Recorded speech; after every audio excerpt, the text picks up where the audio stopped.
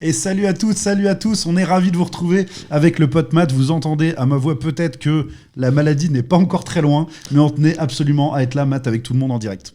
Ouais, ça fait plaisir de revenir. On n'était pas dans un état très correct la semaine passée, donc on s'en excuse. Ça a été dur, mais un peu en mode, comme tu disais, en mode Patrick Bruel, là, on va s'accrocher. Oui, ça va le faire. Un beau petit programme quand même, l'air de rien, même si on n'a pas de Magnus, parce que c'est la trêve, logique, c'était la trêve internationale. Du coup, on va pouvoir parler des Bleus, et ça c'est cool, et surtout de la nouvelle génération dont on vous parle à chaque émission quasiment, et qui arrive et qui fait des dégâts déjà en équipe de France. Donc on s'en pourlèche les babines sur la suite, sur les JO à venir, sur le championnat du monde à venir, en France, tout ça. Bah ouais. Donc, ça devrait être vraiment... du bon, tout ça. Voilà, n'hésitez pas à nous faire un petit coucou, nous dire si ça fonctionne bien le son et l'image, sachant que on aura peut-être moins de monde en live aujourd'hui, d'une part parce qu'on a déjà zappé une semaine, et d'autre part parce que grâce à nos amis de Meta, c'est-à-dire de Facebook, on ne peut plus diffuser sur les groupes en direct. Donc on ne peut pas diffuser sur le groupe Hockey en direct. Donc on ne peut diffuser que sur la page Facebook des balayeurs qui est naissante, on va dire. Et sur Kik, tout simplement. Donc on ne peut que vous inviter à aller nous rejoindre sur Kik. C'est là où de toute façon tout va se passer. Voilà, je vais même réintégrer le chat Kik, comme ça on vous verra en direct. Oui, parce qu'il y a déjà Clément. C'est là où il y a du monde. C'est Laurent, ça qu'on aime. Et le petit compteur même. Hop. Voilà, 11 d'un coup, parfait, magnifique. Vous êtes super. Donc voilà, vous avez vu le petit symbole Kik, le K vert en haut à droite. Donc si vous n'êtes pas encore parmi nos followers sur Kik, n'hésitez pas à venir. Évidemment, c'est gratuit, comme le reste de nos plateformes. Et ça vous permettra de ne louper aucune de nos émissions, aucun de nos lives. Super, merci à Jean-Nic pour ce petit message, nous confirmant que tout va bien. Ouais. Et puis... Cédric depuis les Vosges qui nous dit que le son et l'image sont nickel, donc si ça marche dans les Vosges, c'est parfait, ça marchera partout, c'est magnifique. Les Vosges qui ont vibré justement. Ça a bien marché ce week-end dans les Vosges. Ah oui, ça a marché fort.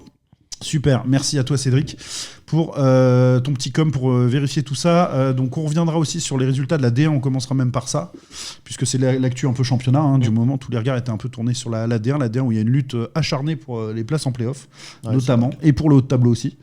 On a des très belles confrontations alors qu'il reste 5 journées à jouer.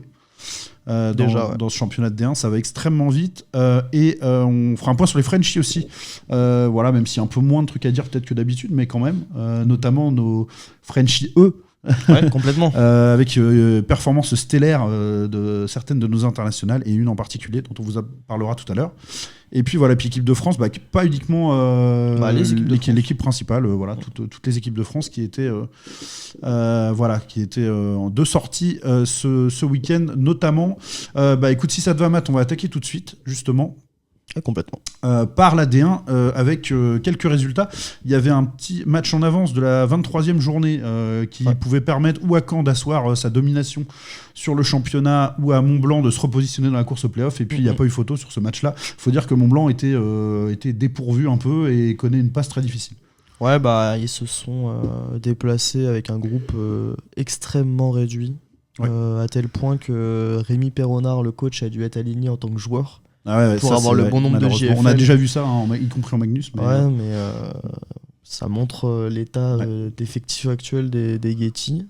Ceci dit, je dis ça, mais on le voit quasiment plus en Magnus maintenant. C'est quand même suffisamment professionnalisé. Mais il faut monter un U20 au moins. Il y a encore pas si longtemps, on avait du Pascal Marguerite, par exemple, magnifique photo sur le banc d'un match de Magnus, avec Nice, par exemple. Ouais, c'est 13-1, tout simplement. Il y a même eu un tiers à 8-1, je crois. Ouais, il n'y a pas eu photo, ils ont même fait rentrer leur backup. Quand on fait rentrer leur backup, qui ne joue quasiment jamais. Si tu veux, je vais te donner une stat, Sylvain. La dernière fois qu'un backup a joué à Caen, c'était en 2022 ou 21, et c'était Valentin Duquesne, qui était prêté par Rouen. Toute la saison dernière, c'est Ronan Kemener qui a joué tous les matchs. Et en fait, sous Guimard, c'est la première fois qu'un backup joue. Ah ouais, donc c'est une stat majeure parce qu'il y a quand même de plus en plus en D1. En Magnus, il y a toujours plus ou moins eu parce qu'il y a quand même énormément de matchs, donc c'est compliqué de les jouer tous, même pour un titulaire qui en veut beaucoup. Mais en D1, c'était pas forcément la norme, mais là maintenant, ça le devient un peu. Il y a quand même un certain nombre de clubs où il y a un peu de concurrence. On développe les gardiens français. Dunkerque étant un très bon exemple, puisqu'ils sont allés en finale de coupe avec Adrien Vazas, qui était sur la ligne de départ, leur gardien numéro 2, mais qui s'est payé une sacrée saison et qui a sérieusement concurrencé Léo Bertin. Donc voilà, c'est vraiment intéressant. Et là, sur qui qu'on nous dit Torquato, le coach adjoint d'Angers, qui a dû aussi renfiler les patins pour prêter main forte au Duc. Ouais, mais qui est un. Mais là, lui, il avait vraiment c'est pas un mec joué, de 60 ans, quoi, tu vois. Non. Enfin, il est à peine retraité, quoi. Donc bon, il pourrait presque revenir vraiment au jeu. Je pense qu'il serait pas ridicule s'il jouait avec les gars, quoi. Sympa à toi, Bobby Bob, de Valenciennes, si je me trompe pas. Exactement. Valenciennes qui a gagné d'ailleurs hier soir. Donc on va en parler avant qu'ils partent. Ouais, exactement, qui a gagné à Morzine. Morzine, c'est une saison d'enfer, véritablement, qu'ils sont en train de vivre. Ça fait quoi, 14 ou 15 défaites d'affilée? 14 15 Je sais même plus.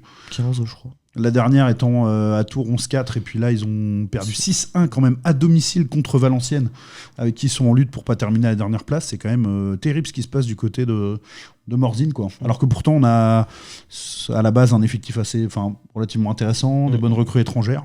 En parlant des recrues étrangères, Félix Morozov n'était pas là. Voilà. Faut savoir que juste après le match de Tours, il n'est pas rentré avec l'équipe. C'est Anthony Mortas qui l'a emmené directement à Paris. Oui. Parce que c'est la trêve et il y avait les matchs de qualification olympique. Et il a joué avec l'Ukraine. Oui, tout à fait. C'est pas un départ du club, mais bon, en tout cas, c'est peut-être aussi ce qui fait qu'ils ont pu l'avoir sur la fin du mercato, un peu comme ça, pour venir filer un coup de main. C'est un cas un peu particulier, quoi, avec ces matchs internationaux. Mais bon, en tout cas, on verra. Cette année, de toute façon, il y aura ou une ou zéro descente de D1. C'est l'avantage, on va dire, pour les clubs un peu en difficulté, puisqu'il y aura un barrage contre le 3e de D2, mais c'est tout. Le reste des clubs de D1 ne sera pas inquiété. Donc c'est l'avantage, mais bon, en tout cas, vraiment, je suis étonné quand même de voir que c'est compliqué à ce point-là pour Morzine qui n'y arrive pas, quoi. Sur le choix des JFL, c'est particulier, quand même. C'est pas incroyable. Il y a des bons étrangers. Mais je veux dire, quand tu vois les jeunes de Chambéry, je suis pas en train de dire que tu vois les jeunes formés à Grenoble et Chambéry, tu vois, sont faciles à répliquer partout. Mais quand même, du côté de Morzine, on a quand même HC74, on a quand même une base de mais c'est pas... Tu regardes l'effectif sur le papier, il y a des bons joueurs, mais par exemple un Sébastien Delan là, qui est revenu de Cham, c'est pas incroyable. Ouais, mais bon, après, c'est de la Manus, quoi. C'est pareil, je pense qu'il aurait pu apporter beaucoup plus à l'effectif. Je crois qu'il est à 12 points en 21 matchs. Il y a un truc qui ne passe pas, en tout cas, du côté de Morzine, et ça se ressent fort au niveau des résultats. Ça va être difficile de redresser la barre quand même et de retrouver de l'allant, sachant que de toute façon, on ne peut plus jouer sur les joueurs opération maintenant. Maintien pour... Ouais, il faut que le vestiaire lui-même se mobilise. Souvent, c'est comme ça que ça se passe. C'est pas tant entre les mains du coach à un certain stade qu'entre les mains des joueurs eux-mêmes qui décident de faire quelque chose de leur saison ou pas. De toute façon, c'est eux sur la place. Mais bon, difficile, très difficile l'année de Morzine. Mais bon, faut pas enlever à Valenciennes le fait de bosser correctement, de s'être bien adapté au niveau de la D1 et de réaliser quelques coups quand même. Qui eux aussi ont des blessés, faut le rappeler. Leur gardien, notamment, qui est pas de retour sur la glace. Ricard Bierzins, le leader défensif de l'équipe.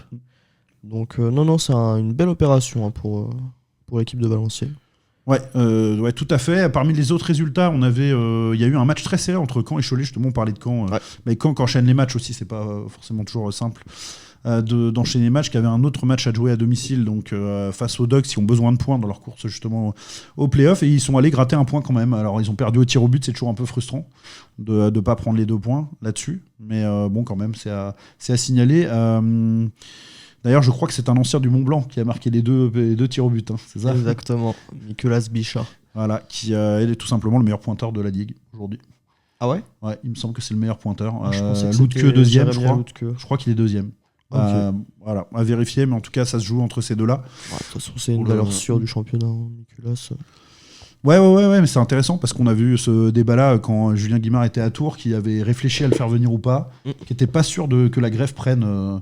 Voilà, après, tous les contextes sont différents, mais là, en tout cas, il l'a amené avec lui dans ses bagages à Caen, et ça marche extrêmement bien. Il faut noter aussi que depuis, je regardais ça, mais depuis il y a eu le retour de Jonathan Janil quand même depuis 4-5 matchs de blessures, et ça change quand même aussi, ça aide considérablement. Bah oui, c'est sûr. On est à plein potentiel du côté de l'effectif de Caen. si ce n'est notre ami auquel on pense toujours, bien sûr, Jérémy Roman, voilà, dont on espère qu'il va se soigner correctement au fur et à mesure et que ça va aller au mieux possible pour lui. Mais en tout cas, à part ce cas très particulier, ils sont quand même très très bien pourvus du côté de Caen. Là, tu parlais des JFL de Morzine. Là, au niveau de Caen, je pense que c'est difficile de faire mieux que les JFL de Caen. C'est quand même du très très haut niveau. Et là, on a eu un commentaire sur Kik. Je suis complètement d'accord. C'est ce que je voulais dire juste avant. L'après Jocelyn Besson aussi est très très compliqué au niveau JFL. Ouais, bien sûr. Lui, il avait un apport incroyable dans l'équipe. Ouais. Il a annoncé cet été qu'il arrêtait. Très très dur à remplacer. Ouais, non, c'est vrai. Non, Caen, au niveau effectif, c'est fort. Hein. Ils ont fait que le renforcer. Alexandre Null, Alexandre Pascal. Franchement, quand en bas de tableau Magnus, en vrai, pourquoi pas. Il y a une profondeur quand même qui est impressionnante. Ouais, c'est dingue. Même sur les étrangers. Il y a eu le retour de Kevin Tassery qui était longtemps blessé aussi. Il y a une profondeur incroyable. Et puis un très bon choix à tous les niveaux. Donc c'est une équipe qui est, avec Nantes, ultra favorite pour aller au bout cette année. Et Épinal peut-être, mais Épinal a connu une phase un peu plus complexe là. Donc c'était les 3 favoris. Enfin, c'est ceux qu'on détachait au début de saison, sans problème. Ouais, complètement. Caen, Nantes et Épinal. Donc voilà, on les retrouve sans trop de soucis sur le tableau. Et comme le dit Elodie, Caen est déjà qualifié en play-off. Complètement. Si Tours perdait hier, ils étaient qualifiés. Et voilà. Et ouais, complètement. Et Tours a perdu en prolongation hier. Ils ont un pied maintenant. Ouais, complètement. Première équipe du coup qualifiée directement pour les playoffs à 5 journées de la fin. Belle performance pour Julien Guimard et ses troupes des Drakkars qui marchent très fort, qui font plaisir à leur public avec énormément de buts inscrits, ce qui n'était pas forcément dans l'ADN des joueurs de Caen, de l'équipe de Caen. Mais là, tout fonctionne parfaitement. Le tout sera de tenir cette dynamique le plus longtemps possible et de la conserver sur les matchs de playoffs où là, ça va être la guerre. Mais avec toute l'expérience qu'il y a dans cet effectif de Caen, voilà, c'est évidemment un grand favori pour aller chercher le titre cette année et pourquoi pas plus si affinité. On rappelle qu'on ne sait pas quelle équipe a déposé son dossier ou pas. On a des fortes suspicions en tout cas de. Il y a des équipes qui ont été, ça a été dit dans la presse. Il y en a qui ont communiqué dessus, mais en tout cas il y en a 3 a priori. C'est 3 dossiers. 3 dossiers. Et les 3, on n'est pas sûr des 3 quoi. Dunkerque, c'est sorti dans la presse. Ouais, Dunkerque, c'est sûr. Dans la presse locale. C'est le seul, je pense qu'on peut affirmer à 100%. Et je crois qu'à Épinal, ils ont dit que s'il y a moyen, ils montent. Donc à mon avis, et puis le message du président de la Fédé a été clair, pas de refus de suite, sinon sanction. Je sais pas si c'est à partir de cette année ou. S'ils ont le droit Épinal de refuser cette année ou l'année d'après, non. Pour moi, c'est pas l'année dernière. De toute façon, légalement, devant un tribunal du sport, est-ce que ça tient vraiment comme règle? Est-ce que c'est pas juste l'air de dire un coup de pression, on est des championnats sérieux? Je pense que c'est plutôt ça, quoi. De dire maintenant, voilà, soyez sérieux, quoi. Non, il y aura pas Nantes. Je voyais Nantes, Nantes, tout le monde y pense parce que sportivement, mais avec 200 000 euros de dette annoncée, déclarée par les dirigeants, et je crois pas comment c'est possible. Je crois que Pierre-Yves Gerbeau avait dit que c'était vrai. Que parmi ceux qui avaient déposé le dossier, l'autre club ne l'avait pas reposé cette année. Donc, voilà, c'est quasiment sûr que c'est. En tout cas, on serait vraiment sur le cul. Il faudrait trouver des investisseurs massifs d'un coup côté nantais pour être capable d'assumer ça. Donc ça paraît peu probable aujourd'hui en tout cas, mais sait-on jamais. On se rappelle de Nice qui était monté en Magnus. Qui a priori, j'avais même des gens du club de Nice qui me disaient, des dirigeants, non, on montera pas, on peut pas monter, on n'a pas le budget, c'est impossible, on est loin, on est même pas le meilleur budget de D1. Et au final, un bon entretien avec Monsieur Estrosi, ça s'était réglé, avec en tout cas les politiques niçois qui avaient mis la main au portefeuille et pas qu'à moitié. Donc finalement, voilà. Nice, de plus en plus ville de hockey, on en a beaucoup parlé pour les JO, avec les 2 patinoires à venir et celles qui vont garder notamment. Ça va complètement changer la donne. Un cadeau du ciel. On connaît les conditions à Nice de leur patinoire. Je pense qu'ils ne pouvaient pas rêver mieux. Ouais, Cédric qui nous parle de Épinal qui ne monterait pas à cause de la dette, mais moi j'y crois pas pour cette année. L'an dernier j'y croyais. Je crois que là c'est. Non, pour moi il n'y a pas de problème. Ils ont. Et puis voilà, un petit négatif à côté de tout le positif qui est engrangé à côté. Je pense pas que ça fera obstacle à ce point-là, mais bon, on verra. Ils font guichet fermé à chaque match. Ils montent en Magnus, tu montes les prix. Je pense que ça va pas les empêcher de faire des guichets fermés à Épinal. Non, ils ont amené un nouveau public. Faut le savoir. Ça c'est assez dingue, mais il y a plein de personnes là depuis qu'ils sont champions de France qui ont découvert le hockey à Épinal. C'est vraie ville de hockey, et continue de faire venir des nouvelles personnes. Mais de toute façon, la hype du hockey français en ce moment, c'est le cas, mais c'est la vérité. Elle est en D1. Non, mais elle est en D1. Ah oui. Elle est à Dunkerque, elle est à Épinal. Aujourd'hui, on parle de ces deux publics-là, on parle de ces deux dynamiques-là, quand même, quasiment plus que n'importe quelle dynamique de Magnus, quoi. C'est quand même impressionnant. C'est des cycles. Hein. Il y a eu à un moment donné Bordeaux qui était monté, on en parlait beaucoup. Il y a eu Cergy, tout le projet Cergy, etc. Mais bon, c'est des cycles, ça ne veut pas dire que c'est ad vitam aeternam des clubs qui vont réussir tout. Voilà. Mais n'empêche qu'aujourd'hui, je trouve que le cœur du hockey français, il bat pas mal de ce côté-là, donc c'est intéressant. Pourquoi pas voir ces deux clubs rejoindre l'élite très bientôt. Ce serait bien, en tout cas, ce serait bien pour notre sport de voir des publics populaires. Les nouvelles équipes aussi, ça change, quoi, parce que la Magnus, on voit tout le temps la même chose. Là, il y a Marseille, par exemple. Marseille et Cergy, les 2 derniers promus. C'est des belles équipes de Magnus, quoi. Donc c'est toujours mieux de voir un peu de nouveauté. Ouais. Je trouve. Hein. Après. Je suis complètement d'accord. Et voilà. Et donc 2 publics. Voilà, moi j'ai envie qu'il y ait des belles histoires. Regardez combien le RC Lens a fait du bien à la Ligue 1. Et au football français en revenant avec ses valeurs, avec son public populaire. Et voilà, moi je vois dans Épinal et dans Dunkerque la même chose. Dunkerque a vraiment fait très fort cette année, c'est impressionnant, c'est complètement dingue. D'ailleurs, ils ont annoncé, on peut le dire, agrandissement à venir de la patinoire et même plus que ça, il y a une nouvelle salle, donc Omnisport, qui est créée, qui pourra accueillir différents types de sports, qui ne devait pas au départ pouvoir accueillir du hockey sur glace. Et elle le pourra. À Dunkerque. Ouais, tout à fait. Incroyable. Elle le pourra au final et avec une capacité jusqu'à 5000, je crois, spectateurs. C'est dingue. Pour certains matchs de championnat, par exemple. Donc voilà, imaginez bien qu'en Magnus, un Dunkerque-Rouen, par exemple, ou un Dunkerque-Grenoble avec du 5000 personnes, ce serait incroyable. Donc on a hâte de voir ça, quoi. De voir ça se concrétiser. Voilà, il y a eu des trucs de dingue qui sont arrivés à Dunkerque, d'ailleurs. Les supporters ont été décorés. Ils ont une distinction et tout. Enfin, c'est magnifique. Bravo à eux, on a vécu un dimanche incroyable à la finale de la Coupe de France, notamment grâce à eux. Pas que grâce à eux, mais notamment grâce à eux. Donc voilà, bravo à eux pour ça. Je sais pas si tu as pu lire le dernier message sur Kik. Non, qui est excellent. Et je pense savoir du coup qui l'a écrit. Ça va pouvoir nous permettre de faire une petite anecdote. Allez, vas-y. Je me suis amusé avec des amis à la Détroit, à la Détroit de Tours, la réserve de Tours hier. Joué contre la réserve de Cergy d'ailleurs. Ouais, voilà. et je pense que c'est le gardien de Cergy qui est sur le chat là. On salue, bien sûr. Émile, évidemment. Et voilà, on s'est un petit peu amusé avec lui. Et à la fin, on a fait une petite photo et il m'a reconnu. Et confirme. Et voilà. C'est ça l'ambiance du hockey qu'on aime. C'est ça l'ambiance du hockey voilà, qu'on on aime. remercie. Ouais, c'est top. N'hésitez pas, si vous nous voyez sur le terrain, si jamais, c'est vrai qu'on est souvent à Tours, mais on va se balader un peu plus à l'avenir, c'est sûr. Donc à venir nous voir, à discuter avec nous, on aime toujours ça, on trouve toujours ça super sympa.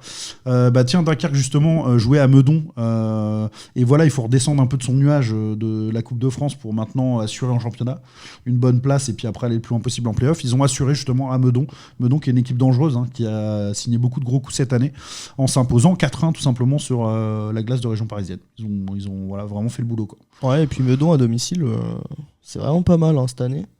Enfin, Meudon tout court. Au début, ils ont un petit peu mal à s'ajuster à la D1, mais comme Valenciennes, ils ont fait des réajustements et ça passe bien. Et ouais, Dunkerque, pas mal. Après, Dunkerque, ils l'ont bien expliqué pour en avoir parlé avec des joueurs que pendant la Coupe de France, la D1, ils ont mis un petit peu. Non, mais même si tu dis que t'es à fond dedans, il le savait qu'il l'avait mis un petit peu de côté. Il pensait déjà à la finale, rien qu'à Tours. Par contre, après l'élimination, non. Maintenant, il y a la D1. D'ailleurs, ça me fait penser qu'il y a un court-métrage qui a été réalisé par un Dunkerquois sur la finale. J'ai pas encore. je l'ai vu rapidement, mais je vais le revoir à tête reposée. Qui a l'air très sympa. Adoré. Ouais, en tout cas, c'est vraiment fort en intéressant. émotion. Ouais, on n'est pas surpris, donc c'est super qu'il y ait eu ça de fait dessus aussi. Ça fait partie de l'engouement général. Parmi les autres matchs de D1 qu'il y avait, il y avait un Nantes-Neuilly qui pouvait paraître déséquilibré au regard du classement, sauf que Neuilly revient bien en ce moment.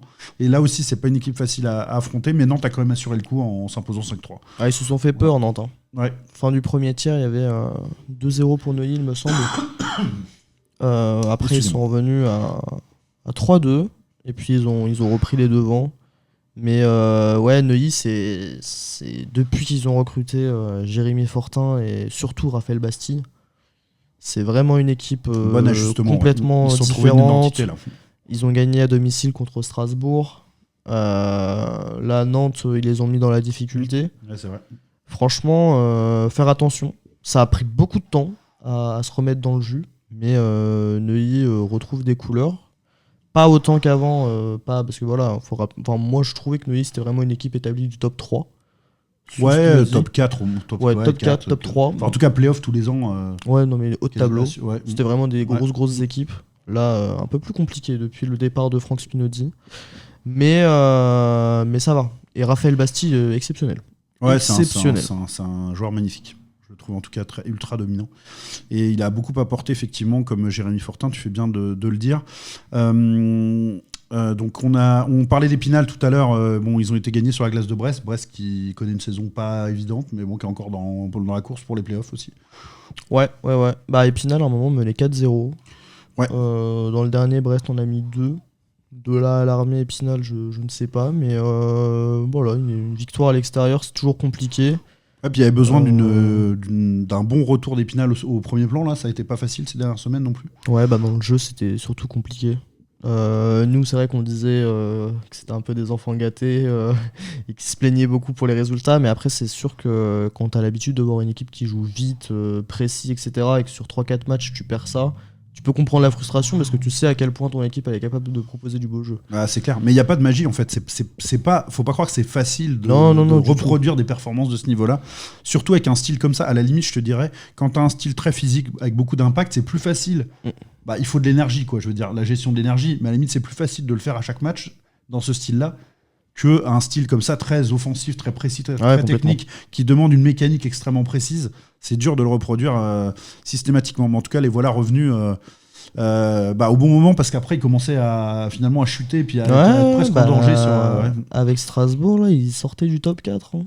Donc, il fallait prendre des points. Alors, on a un petit commentaire de David Normandie là, que vous voyez à l'écran. Comment des clubs de certaines régions qui ne sont pas des terres de hockey puissent avoir un besoin, un tel engouement, mettre tout en œuvre pour monter en Magnus. Comment peut-on l'expliquer ? Je suis pas certain de comprendre 100% de comment on peut expliquer que ce soit pas des. Par exemple, Dunkerque n'est pas. C'est ça ce qu'il veut dire ? En fait, par c'est une région qui n'est pas réellement une terre de hockey, dans le sens pas les montagnes, pas les Alpes. Ou à Épinal, comment tu expliques la Normandie, quoi.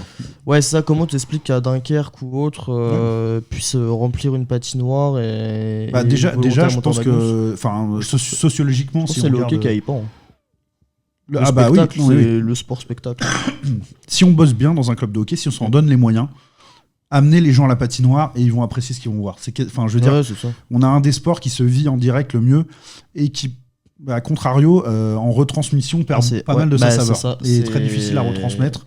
Et en plus, on ne parlera même pas de ce qui se passe avec la retransmission Fansite. C'est un sketch à chaque journée, vraiment. C'est insupportable pour les supporters et surtout les abonnés qui payent à Fansite leur dû chaque mois et qui ne peuvent pas voir un seul match correct de leur équipe. À ceux qui payent par match. Tu payes parce que tu n'as pas envie de payer un abonnement parce que tu vas à la patinoire. Tu payes juste avant le match. Tu payes ton match 5 balles là. Tu peux même pas le regarder, mais t'as 3 minutes enrachées. C'est honteux. Ouais, c'est un problème structurel qui est pas, pour être honnête, à 100% dû à Fansite en soi. C'est aussi une histoire de gestion des réseaux internet dans les patinoires. Après, il y a l'équipement aussi qu'ils ont donné. Du vieil équipement obsolète. C'est-à-dire qu'il n'était pas forcément obsolète au moment où il était donné. Il n'était pas exceptionnel, mais ça suffisait. Mais il n'a pas été renouvelé. L'accompagnement n'est pas incroyable, quoi.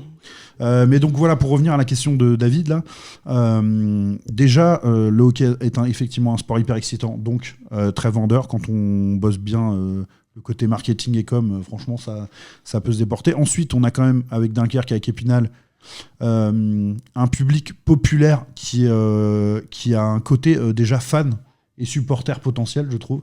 C'est des zones où il y a vraiment un engouement qui se crée. Je sais pas, un truc un peu culturel qui fonctionne très bien à ce niveau-là. Et puis après, quand on a, je veux dire, Épinal, ils ont une patinoire qui est quand même vraiment pas dégueu. Dunkerque, ils ont une nouvelle patinoire. Oui, ça fait décoller les projets. Quelle surprise, c'est les infrastructures aussi, quoi. Regardez Angers, qui est passé de clubs qui s'en sortaient plus ou moins bien suivant les années financièrement, mais parfois de façon très compliquée pour juste être un club de Magnus, et qui maintenant est un top 3 assuré, dominant, financièrement extrêmement solide. C'est parce drôle qu'ils ont une nouvelle patinoire. C'est drôle que t'en parles, parce que j'ai regardé ça cette semaine. Ah ouais. J'ai regardé les résultats d'Angers avant l'Ice Park Okay. et après. Et depuis qu'ils l'ont, c'est top 3, top 2, assuré. Ouais. Et avant, c'était sur la saison d'avant, il y avait une saison, ils finissaient 7ème, 5ème, une fois 3ème. Leur structure, elle a changé du tout au tout. Quoi. Enfin, faut en parler même avec le président, il avait dit que ça avait doublé son budget. Pour les partenaires, ça a eu quand même une autre gueule. Surtout que moi, celle d'Angers était quand même pas une des plus belles de France avant non plus. Non. C'était un peu compliqué, donc voilà. Donc plein de raisons qui peuvent faire que on développe du hockey dans des endroits où on pourrait dire. Je trouve qu'en fait le côté historiquement c'est pas une terre de hockey ou quoi, ça veut plus rien dire. Parce que je suis désolé, mais il y a des terres de hockey qu'on pourrait penser traditionnelles dans certains endroits de montagne et tout, et en fait on regarde les tribunes et c'est vide en saison. Je suis désolé, c'est vide, il y a personne, tu vois. Il y a des demi-patinoires de plaine. Alors que, effectivement, un peu partout en France, on peut. Moi, je pense même, je vous mettrai au défi, je sais, on peut pas le prouver, mais je vous dis, on a un endroit où il n'y a même pas de patinoire là. On y met une belle patinoire, et en 5 ans, il y a un public de hockey. Vraiment. Mais pas 100 personnes, quoi. Du 500 000 personnes à chaque match, sûr. N'importe où en France. 500 ou 1000, hein, pas 500 000. Hein. Ouais. Non, 500 000, faut pas déconner, sur plusieurs années. Ça, c'est le projet d'après. C'est sur une saison entière. Ouais, bah oui, je suis d'accord avec toi. Et pour revenir même sur Émile, les publics du Nord aussi, c'est ça, hein, c'est Dunkerque, c'est Lens. Ouais. Lui, du coup, comme il joue avec la réserve de Cergy, il joue contre Vascal et c'est une patinoire qui est pleine en Détroit. Non, c'est... C'est logique. Je sais pourquoi tu rigoles, c'est parce qu'il y a Valérian qui est arrivé pour nous voir en direct. Salut poto Valérian, suivez Hockey Power et allez voir le sketch sur la table de marque auquel on a participé. On s'est vraiment marré de fou. Donc voilà, on est trop content de le voir en direct avec nous. Franck donc du coup qui nous parlait de qui remplacerait Fansit. Bah oui, il faudra voir, mais nous on a aucune indication. C'est juste qu'il y a un certain nombre d'opérateurs qui s'est positionné, donc on verra qui s'en sort au milieu de ça. Mais en tout cas, on a eu l'air du côté de la Fédé d'avoir des critères un peu supérieurs à avant, en tout cas, sur ce qu'on demandait en termes de qualité. Et il y a, c'est Canal+, que j'ai vu ça passer cette semaine, qui va... je vais donner une info un peu brouillon, je te l'ai envoyé, qui retransmet des matchs de sport en France. Oui, alors c'est-à-dire que la chaîne Sport en France n'était pas disponible avant sur les bouquets Canal, quand on est abonné Canal, et maintenant on a accès à cette chaîne. À Sport en France, qui est une chaîne gratuite du service public. Hein. Exact. Mais qui était un peu noyée, enfin voilà, pas tout le temps visible. C'est encore une bataille. Et du coup, ça fait plus de matchs de Magnus, il me semble. Ouais, c'est très bien que Sport en France, parce que du coup, ça fait des bonnes retransmissions, hein, qui sont agréables à regarder, qui sont là pour le coup, qui mettent en valeur notre sport. Donc ça, c'est vraiment top. Ah oui, Benoît qui nous parle de deux choses. Il nous a dit qu'il y avait trop de clubs en montagne aussi. Bah oui, oui et non, parce qu'en fait, quand on réduit le nombre de clubs, on garde pas les mêmes publics souvent. Donc c'est bien de garder un certain nombre de clubs avec leurs identités. Et puis qui nous parle de l'ouverture de la patinoire de Douai, voilà, qui est aussi une bonne nouvelle effectivement au milieu des fermetures, de toutes les mauvaises nouvelles, comme très récemment et très proche de nous géographiquement, celle de Bourgueil. Déjà celle de Jouer les Tours n'est pas accessible au public de mémoire, et celle de Bourgueil ferme, donc voilà, on en est là dans les patinoires de la région, c'est grandiose. Mais il y a celle de Bourges qui vient d'arriver. Oui. Celle de Bourges, au moins, c'est un espoir de développement quand même intéressant. Ils ont commencé à monter une équipe loisir. Ouais, c'est le but, c'est l'an prochain d'être inscrit en championnat. Ouais, Détroit. Je ne sais pas si c'est l'année prochaine ou celle d'après, mais il y a objectif Détroit très très rapidement à Bourges. Est-ce qu'on va revoir le retour d'un personnage mythique du hockey français, coach, hein, c'est son projet à lui, entre guillemets. C'est ça. En tout cas, un projet auquel il s'est accroché. Il est arrivé, il a été recruté pour ça, je pense. Il a dit, c'est ça. Monsieur Bob Millette, pour ceux qui n'avaient pas compris, qui est à Bourges, si vous vous demandiez où il était, il n'est pas retourné au Canada. Il fait ses courses au Leclerc de Bourges. Voilà. Info les balayeurs. Voilà. La prochaine fois, Matt vous le prendra en photo pour vous prouver avec son petit caddie les stalkers. Non, mais voilà, donc du coup, oui, effectivement, il est à Bourges, au moins, il y a peut-être un projet, ce serait sympa de voir un peu d'évolution de ce côté-là. Ouais, puis c'est pas une ville sportivement... Enfin, il y a la place pour, c'est surtout ça que je veux dire. C'est à part le basket, là-bas, avec le tango, il y a rien. Il y a Bourges 18, il y a Sadio Mané, qui qui a racheté le club de Bourges. Ah, ça c'est surréaliste. Mais sinon. C'est quoi l'histoire d'ailleurs? Vite fait, tu sais pourquoi? Ouais. C'est le coach qui est sénégalais. Ok, ah oui, ok. Et il y avait un vrai personnage du foot sénégalais à Bourges. Okay, et du coup, c'est comme ça qu'il y a eu les contacts. Et ça s'est fait comme ça, il a racheté le club. Et du coup, c'est aussi pour faire une porte d'entrée pour les jeunes de ces fondations au Sénégal, quoi, pour les faire venir directement dans un club de foot en France. Et je crois que l'objectif, c'est de remonter en N2 national très vite. Enfin bref, on s'égare du hockey, mais à Bourges, il y a la place pour, non, mais pour un public de hockey. C'est bien de voir se développer ça à Bourges, effectivement. C'est une belle patinoire. C'est pas un petit truc et puis qui fait peur, il y a 1000 places. Quoi. Ouais, non, 1200 places, c'est correct. Hein.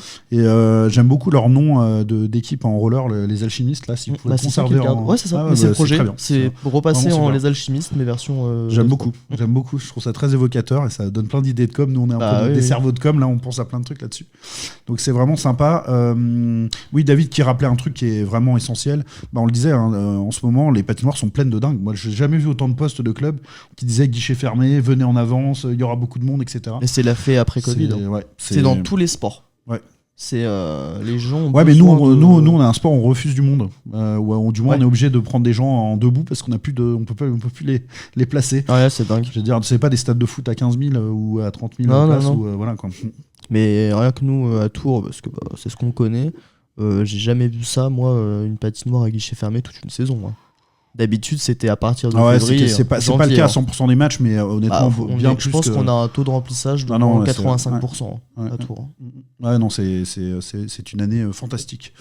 Et on s'en plaint pas, et c'est le cas dans beaucoup de patinoires ailleurs. Donc voilà, c'est une vraie. Il y a Nantes, un peu sous-dimensionné pour eux, 900 places, c'est pas assez. Mais non, c'est clair. Eux, c'est pareil. Guichet fermé, Cholet. Même Brest en ce moment, c'est plein au match et tout. Tant mieux. Ouais, mais en tout cas, il y a un truc qui est sympa, c'est qu'il y a pas mal d'émulation dans la com et le marketing, je trouve, avec les uns se copient des autres un peu, mais ça stimule un peu l'ensemble. Donc c'est bien, quand il y a des bonnes idées, elles sont reproduites, et ça, c'est super cool. Trop faible capacité. Grenoble, Rouen, Angers, Amiens, et encore, je pense que c'est vraiment pas les pires clubs concernés. Amiens, je sais pas s'ils remplissent beaucoup leur patinoire. Je sais pas les chiffres sur le. Je sais que ça remplit correctement. Ouais, non, c'est propre. Après, trop faible capacité. Si Angers, eux, ils font souvent du guichet fermé aussi. Eux, ils ont vraiment trouvé un plus gros public et pourtant, ils ont une capacité, je crois, de 3500.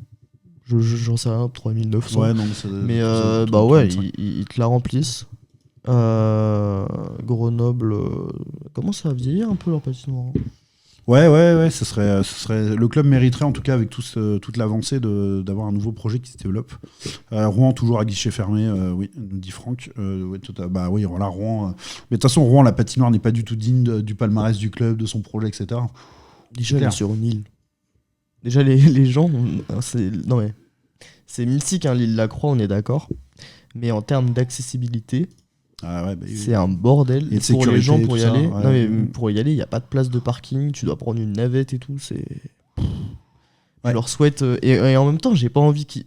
C'est un peu le même délire que le Parc des Princes. Il y a un côté le club a besoin de s'agrandir et de voir les choses en grand, mais en même temps, t'as pas envie de quitter un lieu mythique où t'as tout ton palmarès. Toute ton histoire est liée à ça. Mais bon, ce qui est Dunkerque, c'est pas mal. Ils ont juste déplacé ils l'ont mis juste à côté, la nouvelle patinoire. Ils l'ont appelé pareil en plus. Pardon, mais en tout cas, c'est un projet qui a eu beaucoup de sens. C'est juste que ça a été sous-dimensionné. Et on en parlait déjà. Moi, j'en parlais beaucoup à l'époque où la patinoire de Dunkerque a été créée avec les gens de Dunkerque. Je leur disais, mais c'est beaucoup trop petit. Vous construisez du neuf et tout. Il y a des millions de mis dedans, mais franchement, si c'est à 500 000 euros près, il vaut mieux avoir 500 000 places de plus. Quoi. Je sais pas qui a fait l'étude de marché à cette époque-là, mais elle est vraiment pas bonne. Hein. Mais ils prévoyaient déjà en plus d'agrandir potentiellement. Donc, après, eux, ils ont une chance à Dunkerque, c'est qu'ils ont un maire qui est vraiment pas mal impliqué dans le sport. Et là, il y a déjà les directives qui sont prises pour augmenter. On a même parlé de la salle omnisport tout à l'heure.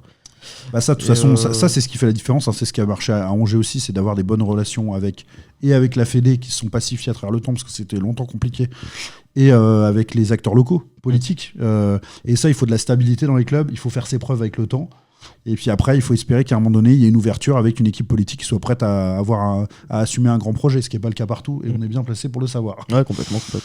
Voilà, donc on a complètement dérivé de la D1, mais c'est pas grave. On vous avait donné quasiment tous les résultats, à part pour vous dire, on vous avait pas parlé tout simplement du résultat qu'on a suivi le plus, qui était Strasbourg-Tours, un jeu de ping-pong un peu pendant le match. On peut pas trop en dire parce que Fancy a décidé de. Ouais, on a pas vu grand chose. Pour voir le match. On n'était pas sur place, mais bon, en tout cas, a priori, match assez serré de rencard dans les stats. Bah, un peu dans le même scénario que l'année dernière. Tours qui égalise à 2 minutes de la fin. Ils prennent une pénalité sur la dernière minute, je crois à 50 secondes de la fin de la prolongation, ils prennent une pénal et ils perdent en infériorité. Ils ont pris but de Louis Olive, je crois, qui est quand même un buteur régulier de D1, joueur dont on parle peu, mais peut-être un peu sous-coté. Hein. Ouais, c'est un des très bons joueurs de Strasbourg. De toute façon, les 4 buteurs de Strasbourg, c'est doublé de Sébastien Trudeau. Voilà, l'incontournable, pour le coup, lui, on en parle tout le temps. Thomas Giorgi, ancien tourangeau qui marque jamais sauf au tour. Et Louis Olive en prolongation. Ouais, carrément. On parle de tout ça, des projets de nouvelles patinoires. Là, Christophe de Brest nous parle de Neuilly. Un jour, peut-être. Je pense Neuilly... À chaque fois, on en entend parler du projet de rénovation. Là, en ce moment, ils sont en travaux pour rénovation. Je crois qu'ils y croient pas trop. Ouais, on est tous un peu pareil. C'est les serpents de mer, on en a marre. On faut voir Neuilly, la première pierre posée au moins. Il y a un potentiel. Hein. Je pense que tu leur mets une vraie patinoire. Imaginez que pour l'instant, c'est un club de D1 avec un bon budget alors qu'il n'y a pas de loge. Ouais, il y a rien pour accueillir le public correctement. Il n'y a pas de boutique digne de ce nom. Les vestiaires sont catastrophiques. Il n'y a rien à Neuilly. Et pourtant, ils se battent. Hein. Donc, Et puis, je crois qu'il y aurait vraiment la place pour une identité de club, justement, ancrée dans un endroit populaire. Il y a une histoire et tout. Face de la formation un peu. Il y aura vraiment un super truc à faire. Et un très beau projet en région parisienne. On sait que de toute façon, le bassin de région parisienne, dans les autres sports, c'est un bassin exceptionnel pour former des joueurs. Alors pourquoi pas hockey sur glace ? Il faut savoir que l'Arena Nice, ça aurait pu être les Bisons qui auraient pu en bénéficier. Il y avait débat entre Sergi. Après, c'est les politiques qui ont fait la différence. C'est ceux qui ont pu s'engager le plus. Mais ça aurait été aurait pu, peut-être dans un monde parallèle, avoir un Neuilly en Magnus. Ouais, puis Neuilly, c'est quand même beaucoup plus accessible depuis Paris que Sergi. Sergi, c'est vraiment pas Paris. Ils ont hésité. Ils ont hésité. Complètement. Voilà pour la page D1. Tout ça pour vous dire que ça se joue en rien. Pour les places de 6 à 8, il doit y avoir 6 équipes pour 3 places et ça se joue en très très peu de points, 3 points à peu près. Donc voilà, c'est extrêmement serré et rien n'est joué. Je pense qu'à chaque journée, il y aura des changements au classement dans cette zone-là. De toute façon, on a l'habitude. À mon avis, là, la 8ème place, on va le savoir à la 26e journée à 22h. Pour vous donner un exemple, là, Tours a pris 1 point et ils sont passés de la 10e à la 7e place. Avec 1 point. Donc c'est quand même assez dingue. On en est là. Donc championnat passionnant, mais il l'est aussi en Magnus pour les places de qualifiés et tout aussi en play-off. C'est très, très intéressant. On vous reparlera de la Magnus dès que ça aura repris, bien entendu. Mais là, il faut absolument parler de l'équipe de France puisque c'est la transition avec la D1. Puisque l'équipe de France était à Épinal, quelle bonne idée de faire jouer les Bleus à Épinal. C'est pas la première fois et c'est toujours un grand succès. Toujours un grand succès et ça a été un succès non seulement populaire, mais aussi sportif, Matt. Ouais, complètement. Public différent pour l'équipe de France. Ils n'ont pas eu le droit à la même ferveur que les Wildcats, mais logique. Cependant, très très contents les Bleus de ce qu'ils ont vécu et ils l'ont montré sur la glace, puisqu'ils ont pris meilleur résultat possible, 2 victoires en temps réglementaire. Ouais. Une superbe rencontre face à l'Autriche 6-0. Ah ouais, là, ça a été un carton plein d'entrée. Ouais, avec des stats assez folles. La dernière fois qu'ils avaient autant marqué, c'était en 2019 face à l'Italie. Ouais. Donc ça va faire déjà 5 ans. Ouais, l'Italie, ça réussit bien souvent à l'équipe de France. Ouais. Et avec 6 buts d'écart, alors là, il faut aller il y a 14 ans. Faut savoir que du coup, j'avais 4 ans. Et tu étais là. Et c'était face aux Pays-Bas. Ouais. C'est ça. C'est assez dingue, c'est des stats made in Philippe, qui a beaucoup travaillé pour Elite Prospect, évidemment. Donc, voilà, merci pour ces belles stats et ça montre la belle performance des Bleus. Oui, ouais, complètement. Et moi, ce qui m'a marqué particulièrement, c'est la prise de pouvoir des jeunes, notamment, pas que, parce qu'ils ne sont pas les seuls à avoir marqué, mais quand même, notamment Aurélien Der, qui a vraiment bien honoré son maillot en bleu, là, qui a fait grosse impression sur les 2 matchs. Ouais. Quoi, il fait 2 doublés, non ? Il fait doublé sur le 2e match, en tout cas. Le premier, je ne sais plus combien de buts il a marqué. Peut-être au moins 1, en tout cas. Je sais pas, il y a eu beaucoup de buteurs. Et Thomas Simonsen aussi s'est mis en avant, et d'autres jeunes. Kevin Spinazzi aussi. Qui est un peu moins jeune en âge, mais qui est jeune sous le maillot bleu. Il est jeune sous le maillot bleu. Qui apporte énormément. Et il montre qu'il a sa place. Ouais, d'ailleurs, pour la petite anecdote, il a pris une pénale après 15 secondes de jeu sur le 2e match. qui avait aidé un peu à lancer l'adversaire, mais au final, les Français ont très bien manœuvré. Face au Danemark, qui est quand même des belles nations. Hein. Ouais, bah c'est nos concurrents en championnat du monde élite. C'est face à ces nations-là qu'il faut sortir les perfs pour rester en élite. Ouais, surtout que ce genre de match-là, alors où on bénéficie pas des joueurs NHL, il manque beaucoup de joueurs dans les effectifs. Je trouve que c'est une bonne manière de cerner le niveau global du hockey dans le pays. Ouais. Puisqu'on a vraiment en général les joueurs du championnat du pays, plus ou moins, enfin en tout cas les championnats européens autour. Ouais, la Liga, tout ça. Ouais, des championnats européens. Team Europe, un peu ce qu'on retrouve au championnat du monde élite. Ouais. Putain, d'ailleurs, j'en ai pas parlé dans le programme, mais il faut qu'on en parle. Et dimanche, on n'était pas là. Et je suis même pas prévenu. Allez, vas-y. Le retour des NHLers. Oui, mais énorme info, bien sûr. Et ça fait plaisir. Ça fait un plaisir de dingue. Voilà, sous pression des joueurs, hein, souvent c'est pas la NHL qui est favorable. Hein, non, parce qu'en termes de business, les assurances, les trucs, ils cassent les bonbons à chaque fois. Puisque la NHL n'est que business, hein, n'oubliez jamais ça. La NHL n'est que business, c'est vraiment le cœur de tout. Et quand il y a des avancées comme ça, c'est parce que le pouvoir des joueurs à un moment donné a été suffisamment fort pour le forcer. Mais donc en tout cas, on est super content de ça. 2 JO en plus, ceux à Milan, qui ont fait une patinoire aux dimensions NHL. Donc ça on pouvait se poser la question parce qu'il y avait soit européen soit NHL. Olympique, ils ont fait une patinoire capacité et type NHL et 2030 à Nice. Et oui. Et donc on va avoir du McDavid à Nice. Ça c'est beau. Ouais, on croise des doigts pour avoir la meilleure équipe possible. De toute façon, ils sont en train de projeter les line-up pour les prochains JO. Moi, je vois des McKinnon, McDavid, Connor Bedard. Je rêve. On sera à Nice en 2030. Malheureusement, je pense que ça fera trop loin pour Sidney Crosby. Il se fait chier parce que c'est vraiment le joueur que moi j'aurais aimé. S'il pousse. Il pousse déjà beaucoup. Mais ouais, on verra. En tout cas, ça va être énorme quoi qu'il arrive. Le gratin du hockey mondial. Jaromir. Ouais. Why not? Pourquoi pas, effectivement. Il y aura peut-être meilleur quand il aura 40 piges, il y aura peut-être meilleur que lui. Ouais, mais ne serait-ce que pour l'histoire. Le centre du 4e bloc, on s'en fout. Oui, je mais ce serait magique. C'est une super nouvelle et c'est bien mieux de la part de NHL, une bien meilleure décision que celle de faire leur espèce de jeu Coupe du Monde à la noix. Les 4 nations. Où ils ont carrément évincé le reste de l'Europe. Donc ils ont fait juste Suède-Finlande. Suède, Finlande, Canada, États-Unis, Canada. Donc notre ami David Pasternak est dégoûté. C'est pas grave. Parce que la République tchèque aurait quand même eu une équipe digne de ce nom. Hein. Il vient à Milan, c'est pas grave. Ouais, en tout cas, voilà. Qui compte. Il me fatigue la NHL avec ce genre de décision-là. C'est vraiment pénible. Au moins, ils avaient fait une espèce d'équipe Europe là, globale, là où il y avait Bellemare d'ailleurs. Tu sais, ils avaient pris des joueurs d'un peu tous les pays d'Europe. La dernière fois qu'ils ont fait une Coupe du Monde. Ouais. Et d'ailleurs, la team européenne a été en finale, je crois, alors que tout le monde se foutait de sa gueule au départ. Sur la ligne de départ. Voilà. Et d'ailleurs, autre info, j'y pense pendant qu'on parle de NHL. J'espère que vous avez... Enfin, je sais pas si vous avez vu le All-Star Game. Il y a eu des bons moments, il y a eu des moins bons moments. Hein. C'est toujours pareil, c'est un grand show. Voilà, mais l'attitude d'un certain joueur russe de Tampa Bay, en l'occurrence Kucherov, a été absolument lamentable. Il en avait rien à secouer, il faisait aucun effort, il a réussi à se faire huer du public. Des skills. Pas sous. Non, je pense qu'il n'a rien à foutre. Peut-être, mais en tout cas, ça ferait partie de son attitude. En fait, il y en a qui se sont posé la question. Hein. Moi, je suis même pas sûr, je crois qu'il n'en avait vraiment rien à faire. Alors, peut-être que la situation internationale, le fait d'être russe, d'être utilisé pour, je sais pas, pour mettre en avant la ligne nationale, peut-être que ça l'emmerde, mais dans ce cas-là, ne viens pas, trouve une excuse. Enfin, blesse-toi, sois malade, je sais pas, des boutons, ne viens pas. Parce qu'en fait, il y a une épreuve de skills où le but c'est de faire un slalom le plus rapidement possible. C'est scandaleux. Le mec l'a fait au ralenti, je trouve. Il s'est fait huer vraiment sur tous les trucs. Mais c'est normal parce qu'il y a des gens qui ont payé hyper cher pour venir. Et tu vois un Kucherov qu'on a rien à foutre. Je pense que c'était bourré. Hein. Mais il y a plein de trucs qui allaient pas. Il y avait Justin Bieber, insupportable. Il y avait 1 million, enfin des lots, un lot qui est 1 million de dollars. Aux gagnants. Non mais super de filer, ouais c'est bien, vous avez filé $1 million à Connor McDavid, c'est sûr qu'il en a vachement besoin, tu vois. Ah oui, ça me dépite aussi. Et il les a gardés je sais pas, j'espère qu'il va en donner au moins une partie à des... Ouais mais je n'ai pas eu de vent de communication là-dessus, alors peut-être que lui l'a fait de son côté.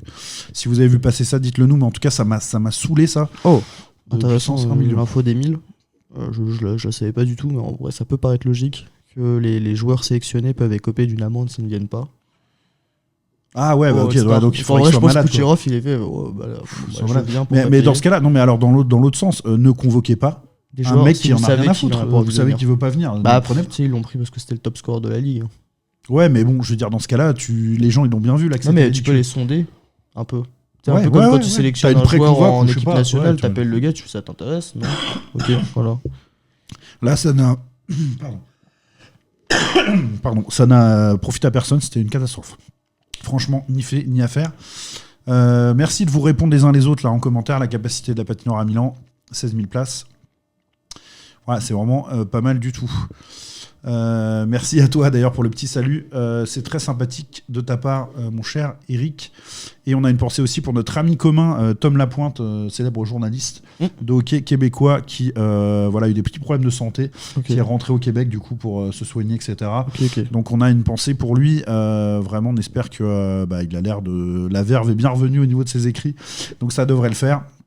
Voilà, si jamais on avait la chance de le croiser quand on sera au Québec, on serait ravis, mais on a un emploi du temps de malade mental qui nous prépare. On l'a croisé à Tours. On se prépare. Mais ouais, t'es venu à un match de Tours.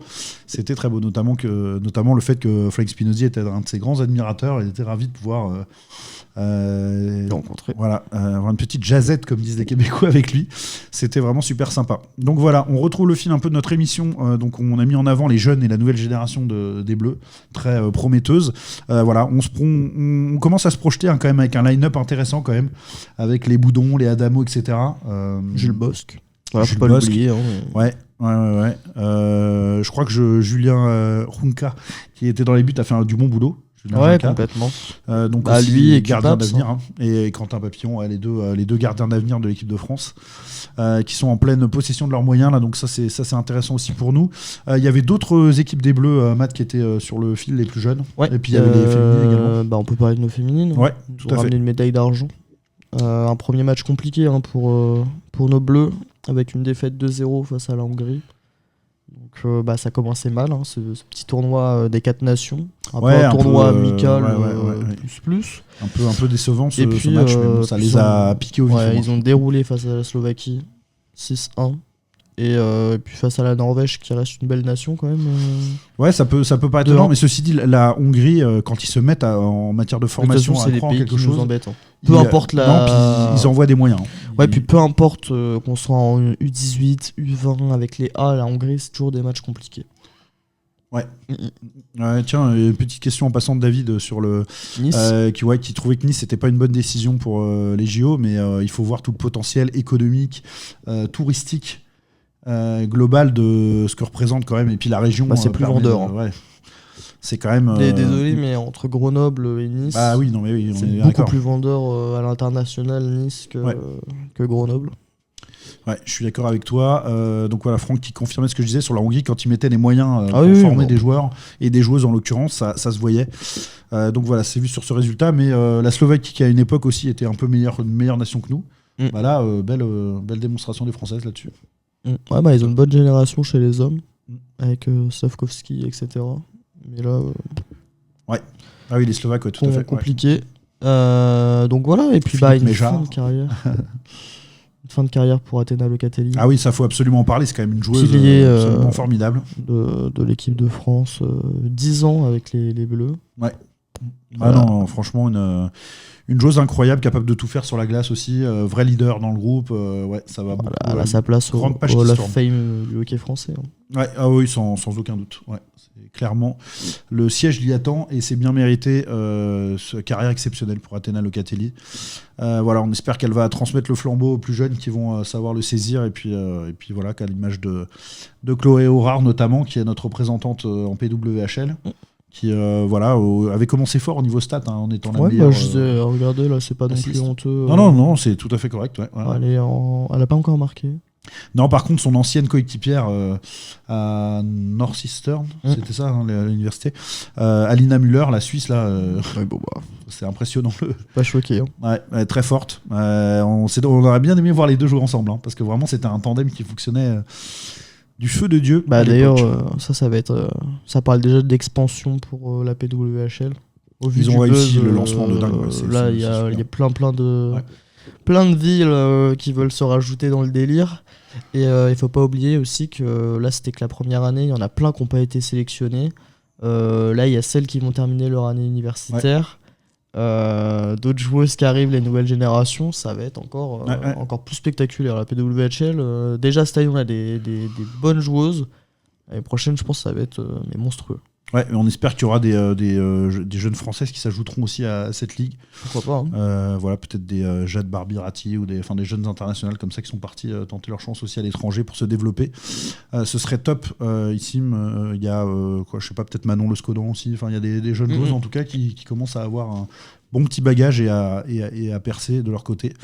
Donc c'est tout ce qu'on leur souhaite. Évidemment, il y avait les jeunes aussi qui étaient. Les 18 qui étaient de tournoi aussi.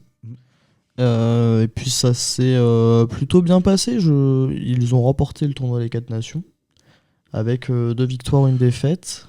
Ils ont aussi commencé par la Hongrie. Eux, ils l'ont gagné leur match 3-1. Ça s'est bien passé côté là. Pour le match d'après, ils ont été piqués. Face à la Slovénie, c'était vraiment compliqué.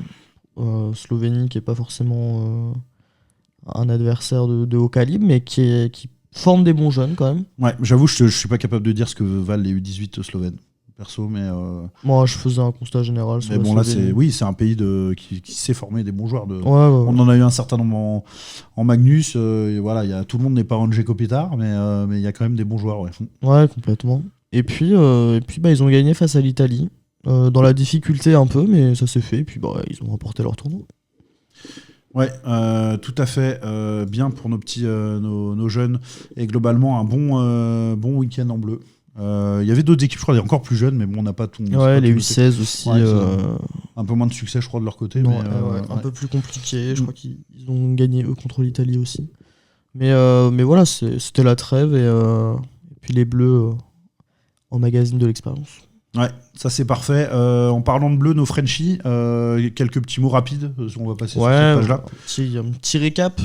Adamo qui est du coup retourné avec les Wheeling Nailers, lui qui est capitaine de son équipe.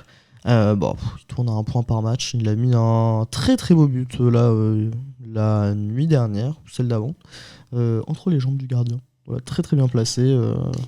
Sacré Justin. Et voilà, on adore. Car oui, ami nord-américain, nous disons Justin. Oui, c'est Justin, c'est pas Justin. On a été les premiers à le faire. Après, Pierrick Dubé, lui, il se bat pour être le meilleur buteur de la Ligue américaine. Il est à 23 buts et le premier est à 24. Et voilà, il y a un petit jeu entre les deux. Quasiment le meilleur joueur à pas avoir encore été appelé en NHL. Le seul qui a pas de contrat signé, ou pas drafté. Ouais, pas drafté. Ouais, c'est ça. Je suis curieux de voir. Parce que c'est qu'il n'y a pas de contrat aussi. Oui, non, c'est ça, il est sans contrat. C'est néanmoins un peu particulier, sa situation. Non, c'est bizarre. Là, c'est pas clair. Je crois qu'il a un contrat, mais pas signé. Ouais. En tout cas, il peut pas. C'est pas aussi simple pour lui au niveau passerelle de passer du côté des Capitals de Washington, auquel est lié son club. Louis Boudon. Lui, on vous en parle à chaque fois, mais. Il fait une saison. Alors, autant Adamo, il est excellent, mais alors lui, c'est exceptionnel, Louis Boudon. Pourtant pas rappelé avec les Iowa Wild. Ouais, j'aurais dit le Wild de l'Iowa aussi. Qui est lié à Minnesota. Ouais, complètement. Et Louis Boudon, exceptionnel. Voilà. Et ce qui me fait très plaisir, c'est que non seulement on a des joueurs de grand talent, mais aussi des leaders. Et l'air de rien, faut les remplacer, les Bellemare, les Roussel et autres, qui étaient mais notamment Bellemare qui était vraiment le leader.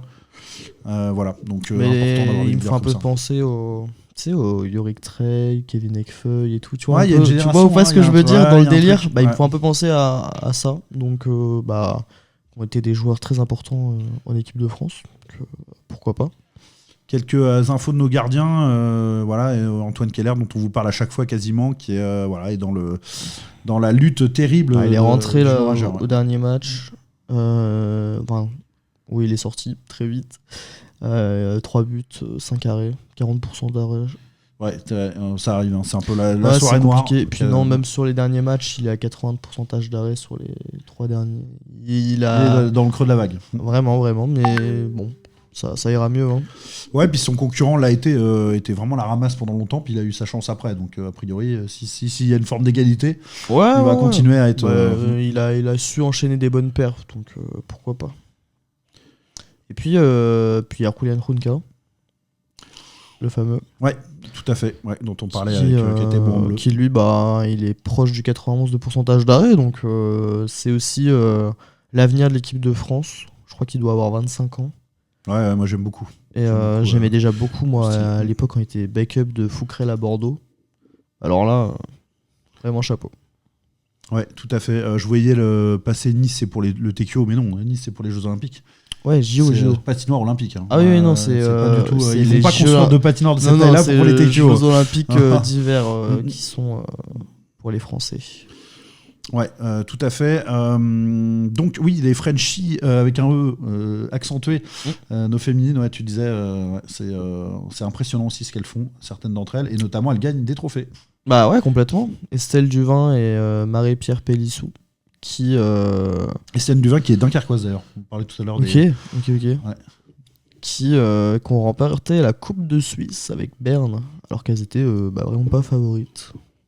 Ouais, non, c'est ça, on pensait que ça allait être compliqué, mais super boulot. Et puis, alors, Estelle Duvin a signé une performance. C'est une bêtise, c'est pas Estelle Duvin qui a fait le 10 points. Non, c'est Clara Rosier. C'est Clara Rosier. Ouais, c'est pour ça que je regardais en lisant, il me semblait que c'était pas elle. Non, c'est Clara Rosier. Ouais, qui est en feu aussi. Son équipe, je ne prononcerai pas le nom. C'est juste après dans le doc, mais voilà, un match à 10 points, et elle l'a dit, Stadin Guimat. Stadin Guimat, ouais, ça va encore. Et elle a dit, je crois, elle se souvenait pas avoir autant marqué dans un match dans sa vie, autant de points. 5 buts, 5 assists en un match. À une seule joueuse. Festival. Donc voilà. Ouais, félicitations, c'est très bien de voir Clara, Estelle, Marie-Pierre en si belle forme. L'équipe de France en profite aussi. Donc voilà, tout le monde est content. C'est top. Voilà, je crois qu'on a fait le tour à peu près pour les Frenchies dont on voulait dire quelque chose. Il y en a plein d'autres, hein, évidemment. Il y aura évidemment Elliot Berton à suivre. Voilà, le 20, la finale de Champions League. Incroyable, il va vivre ça, c'est magnifique. Et Quentin Delmas, aussi, le petit jeune qui, voilà, on n'en parle pas, mais 19 ans, qui a connu ses premiers matchs en National League. On aime bien comme ça, on vous name drop un peu, plus tard on en reparlera sûrement. Oui. Il n'y a pas que lui. Quand il y en a un autre que tu me citais tout à l'heure. Ah ouais oui, Alexandre Monarque. Voilà. Alors ça là, prenez un bout de papier, messieurs, dames, notez son nom. Voilà. Et on salue le papa. Voilà. C'est du crack. Lui avec les U18, du miel. Ouais, Alexandre Monarque, pas un hyper grand gabarit, mais un joueur de qualité. Et voilà, c'est du crack. Voilà. je veux qu'il. Pourquoi pas. Ce qui serait beau, c'est que plus tard, il joue aux Kings de Los Angeles. Ce serait magnifique. Un Monarque aux Kings. Il n'y a rien de plus beau. Tu l'as. Il n'y a rien de plus beau. Parfait. On va finir sur la NHL. On vous en a déjà pas un peu parlé via d'autres sujets. Mais quand même, honorer ce géant absolu et cette personnalité exceptionnelle qui est Marc-André Fleury. Voilà. Mon joueur préféré. Flower. Ouais, 1000 matchs. 1000 matchs. Faut savoir qu'il n'y a que 4 gardiens qui l'ont fait. Il est le 4e. Et puis il est à 552 victoires. Donc voilà, c'est le gardien qui a le deuxième juste derrière Brodeur. Ouais. Qui a le plus de victoires. Et dans les matchs, c'est pareil, il est derrière. C'est fou parce qu'on voit vraiment, avec la fin un peu de Marc-André Fleury, là, qui est bien sûr et sur ses dernières saisons, on voit vraiment la fin de l'ultra-domination des gardiens québécois. Par contre, moi, ça me choque pour Brodeur. Ah oui, c'est quoi cette perf de fou? Ah non, mais en fait, j'arrivais pas à me rendre compte. Dans les chiffres de Brodeur, non, mais j'arrivais pas à réaliser. Ouais. Non, il a 1200 matchs NHL. Ah non, c'est monstrueux. C'est quoi ce bail? En fait, je pense à Fleury aujourd'hui et ce qui lui reste s'il voulait attraper Brodeur. 20%. Et je me dis, mais c'est pas comment, c'est impossible. Le gars, il a joué jusqu'à 42 piges en faisant des 60 matchs par saison. Ah non, et puis ses stats sont folles à Martin Brodeur. Et puis même là, les 500 victoires, qui va pouvoir les refaire chez Sturkin à la limite, mais même lui, je pense, ça va être dur. Hein. Même Vasilevski, ils en sont loin. Ouais, c'est clair. On vous a pas fait un point bilan de tous les classements et tout, parce que c'est la NHL, il y a trop de matchs, il y a trop de trucs. Il y a les Oilers qui ont failli choper un record. de victoires d'affilée, celui des Penguins, avec 17 victoires. Mais Vegas leur a dit non. Voilà. Et puis McDavid était furax d'ailleurs de la défaite. Mais c'est marrant, comme on parlait tout à l'heure d'un vestiaire qui décide ou pas. Là, clairement, le vestiaire a décidé que le coach d'avant devait dégager et a décidé qu'avec ce coach-là, ça allait. Quoi. C'est fou. Quoi. Oui, c'est un ancien de Neuilly, c'est ça qui est beau. Mais la prod des balayeurs, Lise qu'on salue, qui est fan du maillot des Oilers et des couleurs des Oilers. Donc voilà, ça fera un bon souvenir à ramener si jamais on va de ce côté-là. Bon, c'est pas le coin qui m'attire le plus du Canada. On ramène McDavid dans nos valises. Un McDo d'un mec qui s'appelle David si tu veux, mais c'est vraiment le maximum. C'est dans les budgets des balayeurs. On n'a pas mieux, désolé. Et oui, et tu voulais nous parler aussi de la victoire Winter Classic pour les Blackhawks qui ne remportent plus de titres ou ne brillent pas au classement, mais en tout cas de temps en temps ils brillent sur des matchs comme ça. Ouais, non mais moi je trouve ça dingue. Le dernier ce fut pas un fiasco, hein, mais l'affiche déjà Blackhawks Blues a fait pas rêver.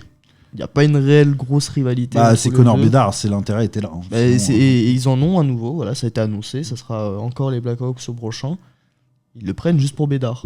Il y a des équipes. Après, c'est une franchise, c'est des franchises historiques. Non, mais puis voilà, Gary Bettman. Il fait du neuf avec du vieux, quoi. Mais il y a du jeune avec Connor. Non, mais il y a d'autres équipes. Enfin, c'est ça, moi je trouve.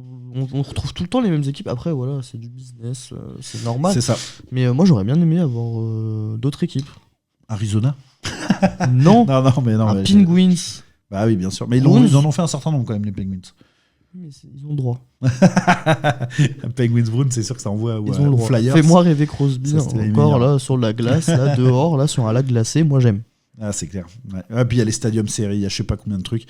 On voit passer plein de maillots, de trucs qui sont Mais ouais, parfois intéressants, parfois nuls. Varier. Ouais. Un peu plus. Bah voilà, c'est ça, c'est ce que dit David, tu es d'accord avec toi? Bah oui. C'est ton petit côté normand. Oui. Non, je suis d'accord, bien sûr, tu as tout à fait raison, mais business is business, on connaît la NHL et on sait très bien que on s'en fout de ce que pensent les partisans et de ce qui est le mieux pour l'histoire du hockey. Ce qui est important, c'est l'argent. Et bien sûr, voilà, les puissances des uns et des autres dans la ligue. Voilà, bah écoutez, on a fait une super émission, je trouve, très sympa. Ça fait plaisir de vous retrouver. Vous étiez quand même un certain nombre avec nous en direct, et donc grand merci à vous. Bonne app du coup, parce qu'il est déjà 12h30. Wow. On n'a pas commencé tôt là. Voilà, vous avez vu qu'on a su avec la miniature. C'est à 11h, des fois. 11h, mais voilà, 11h, c'est vraiment quand tout se passe bien. C'est jamais vraiment le cas. Il y a toujours un petit truc au dernier moment, mais c'est comme ça, c'est le bonheur du live aussi. Voilà, profitez bien de votre fin de week-end. En tout cas, on se retrouve très bientôt. Nous, on continue de préparer notre séjour au Canada parce qu'il y a plein de surprises. On aura plein de choses à vous montrer de là-bas et à vous ramener. Donc voilà, on a très hâte de vivre tout ça et on vous remercie beaucoup de nous suivre et de nous aider à développer la chaîne. D'autant plus que jamais, du fait qu'on puisse pas partager sur le. Là, on compte sur vous. Hein. Sur le groupe hockey, essayer de diffuser un max le live et puis nos petites vidéos qu'on fait au fur et à mesure. La prochaine qui arrive sera un react au sketch qu'on a tourné avec Hockey Power.